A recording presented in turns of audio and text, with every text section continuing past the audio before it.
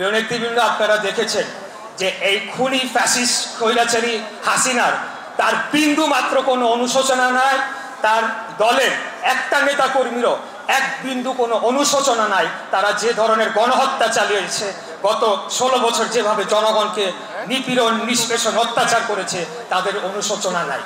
বরঞ্চ এখন হাসিনা ভারতে বসে নির্দেশ দিচ্ছে আরো মানুষকে হত্যা করার জন্য এবং আমাদের দেশকে অস্থিতিশীল করার জন্য তারা এই নির্দেশ দিচ্ছে এবং সেগুলো বাস্তবায়ন করার চেষ্টা করছে।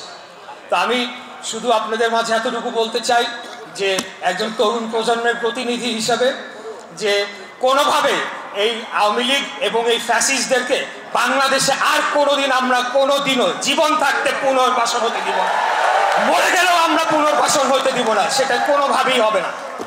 এরা যদি আবার ফেরত আসে, বাংলাদেশকে তো তারা ধ্বংস করেছে, তারা সবার আগে আমাদেরকে আবার হত্যা করার জন্য তারা ইতিমধ্যে চেষ্টা করছে, আবারও চেষ্টা করবে। এই সুযোগ আমরা তাদেরকে দিব না, এটা হলো আমাদের শেষ কথা। এই আওয়ামী লীগ নামে কোনো দল বাংলাদেশের রাজনীতিতে রাজনীতি করার কোনো অধিকার রাখে না, এটা আমাদের শেষ কথা।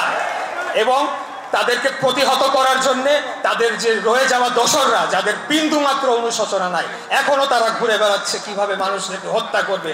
একজন অনলাইন অ্যাক্টিভিস্টের বাড়ি পুড়িয়ে দেওয়া হয়েছে গত রাতে। আমরা সবাই ঝুঁকির মধ্যে আছি।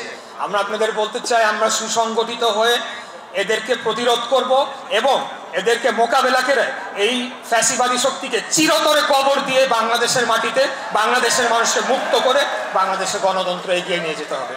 এই বলে আজকে আমি আমার বক্তব্য শেষ করছি।